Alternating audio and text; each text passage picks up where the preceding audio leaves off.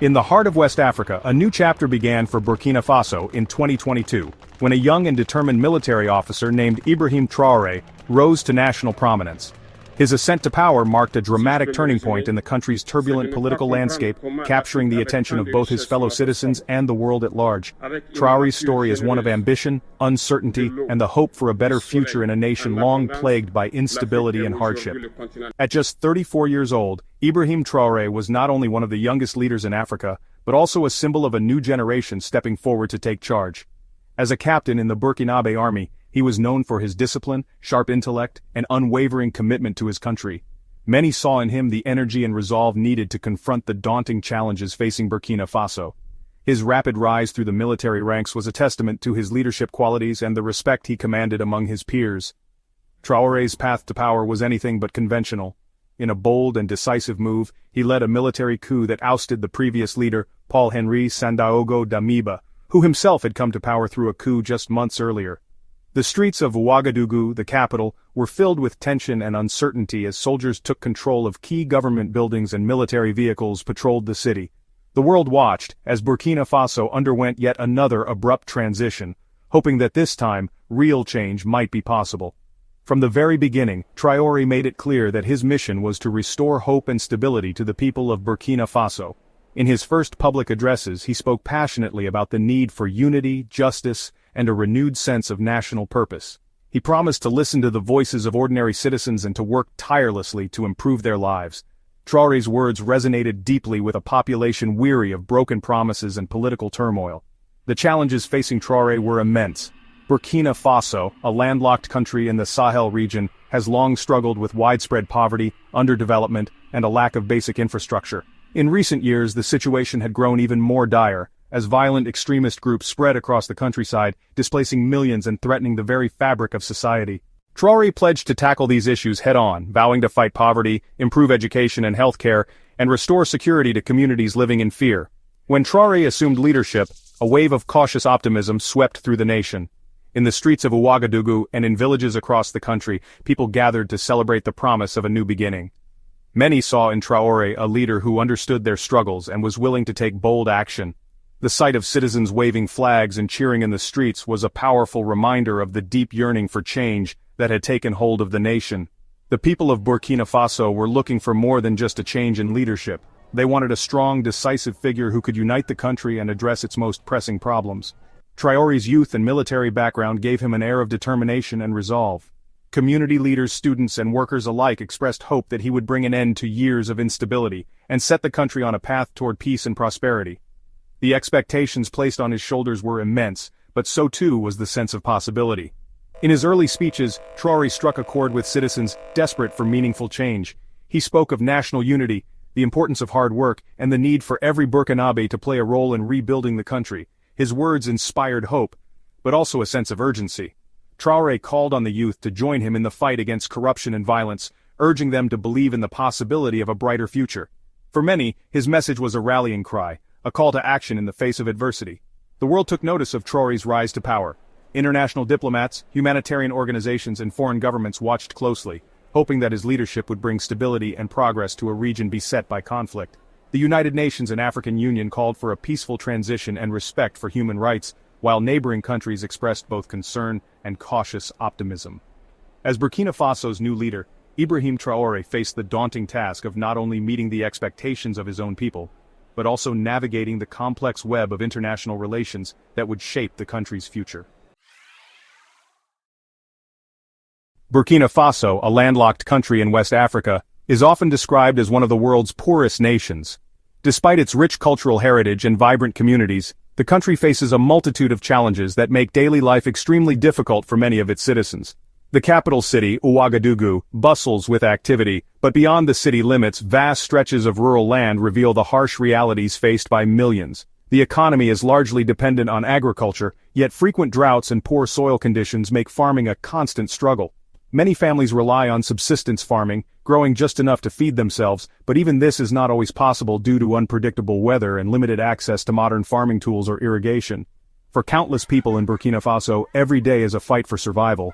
Access to clean water is a major issue, with many communities forced to walk long distances to reach wells or rivers.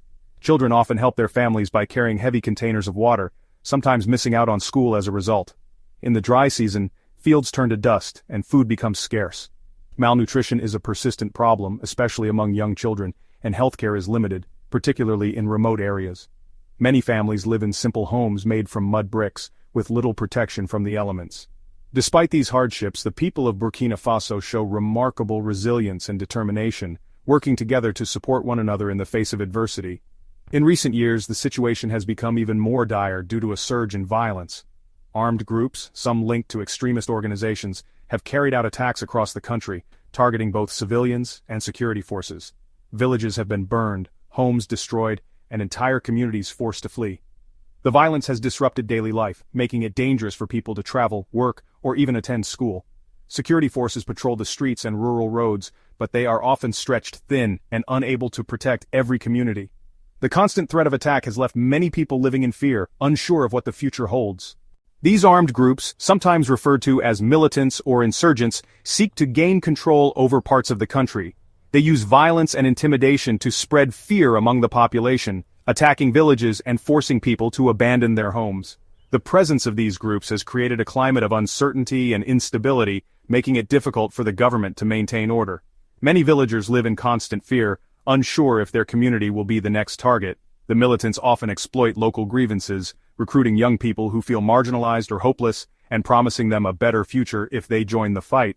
As a result of the ongoing violence, hundreds of thousands of people have been forced to flee their homes. Many have sought refuge in camps where they live in makeshift shelters made from tarps and sticks.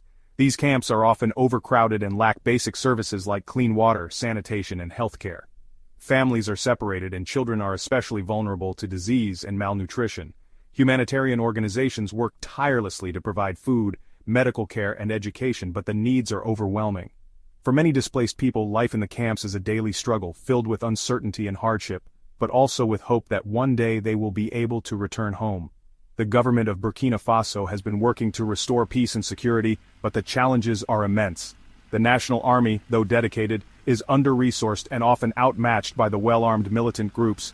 Efforts to strengthen the military and improve coordination with international partners are ongoing, but progress is slow. Government officials regularly address the public, urging unity and resilience, but many citizens feel frustrated by the lack of security and the slow pace of change. Despite these difficulties, the people of Burkina Faso continue to hope for a better future, determined to overcome the challenges that threaten their way of life. When Traoré first became leader, he spoke with Western countries like the United States. They offered to help Burkina Faso. However, Traoré wanted to do things his way. He didn't like the West telling him what to do. He felt they were not truly invested in helping his country. Traoré started looking for other countries to support him. He wanted allies who would respect his leadership and vision for Burkina Faso. This decision marked a turning point in Burkina Faso's foreign relations. Traoré decided to build a relationship with Russia. He saw Russia as a strong country that could help him. In 2023, Traoré went to a big meeting in Russia. He met with Vladimir Putin, the leader of Russia. The two leaders agreed to work together. This surprised many people, as it signaled a shift away from traditional alliances. Russia promised to help Burkina Faso with weapons and training for its army. This was the beginning of a closer partnership between the two countries. In early 2024, the world watched as a new chapter unfolded in Burkina Faso's turbulent history. On a humid morning in Ouagadougou, the capital city, a Russian military transport aircraft touched down on the tarmac. The doors opened, and a group of Russian fighters, clad in distinctive uniforms, stepped onto Burkinabe soil. Their arrival was not just a routine military visit, it marked a significant shift in the country's alliances and security strategy. The presence of these foreign soldiers sent ripples through the city as onlookers gathered to witness the moment, some with curiosity, others with apprehension. These were not regular soldiers, nor were they the kind of foreign advisors Burkina Faso had seen in the past. Their gear was state-of-the-art, their uniforms bore insignia unfamiliar to most locals, and their demeanor was unmistakably professional. Unlike the standard army units, these men moved with a quiet confidence, their eyes scanning the surroundings with practiced vigilance. The local press quickly picked up on the differences, noting the advanced equipment and the disciplined formation as the Russians made their way through the airport. These commandos belonged to an elite unit known as the Bear Brigade, a name that carried weight in military circles. The Bear Brigade was not just any special forces group, it was renowned for its rigorous selection process and its reputation for handling some of Russia's most sensitive and dangerous missions abroad. The soldiers wore patches with the image of a bear, symbolizing strength, resilience, and a readiness to face any challenge. For many in Burkina Faso, the arrival of such a unit was both impressive and intimidating. The Bear Brigade's members were highly trained, with years of experience in conflict zones across the world. They had honed their skills in environments ranging from the icy forests of Siberia to the deserts of the Middle East. Their expertise covered a wide range of military tactics, urban warfare, counterinsurgency, reconnaissance, and close-quarters combat. As they began conducting training exercises in Burkina Faso, it became clear that these were not ordinary soldiers. Their drills were intense, their movements precise, and their leadership evident in every action. The official reason for their deployment was to help train the Burkinabe army.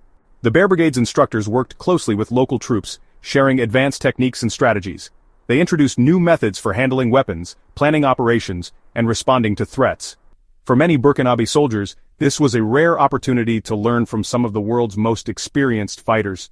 The joint training sessions fostered a sense of camaraderie, but also highlighted the gap in resources and experience between the two forces. But the Bear Brigade's mission went beyond training.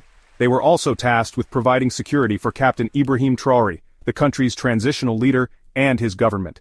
In a region plagued by instability and frequent coups, the presence of these elite Russian commandos was meant to send a clear message. Traoré's administration was determined to protect itself and maintain order no matter the cost. Russian soldiers could be seen standing guard outside key government buildings, their presence a constant reminder of the new partnership taking shape. The arrival of the Bear Brigade was the result of months of negotiations between Burkina Faso and Russia. At a press conference, officials from both countries announced a new era of military cooperation. For Traoré, this partnership was a bold move, signaling his willingness to look beyond traditional Western allies and forge new relationships. The handshake between Russian officers and Burkinabe leaders was more than a diplomatic gesture. It was a public declaration of intent, watched closely by neighboring countries and international observers. Yet not everyone in Burkina Faso welcomed the Russian presence. In the markets and neighborhoods of Ouagadougou, people debated what this new alliance would mean for their future. Some hoped that the Bear Brigade's expertise would help restore security and bring stability to a country long troubled by violence. Others worried about the implications of foreign soldiers on their soil, fearing a loss of sovereignty or the possibility of becoming entangled in larger geopolitical struggles. As Russian military vehicles rolled through the streets, a sense of uncertainty hung in the air, and the people of Burkina Faso waited to see what the next chapter would bring. The Bear Brigade started working with Burkina Faso's army right away. They taught them new ways to fight. They also gave them advice on how to defeat the groups attacking the country. The Bear Brigade also worked to keep Traoré safe. They guarded him and the places where he lived and worked. Their presence became increasingly visible, raising concerns among some citizens and international observers.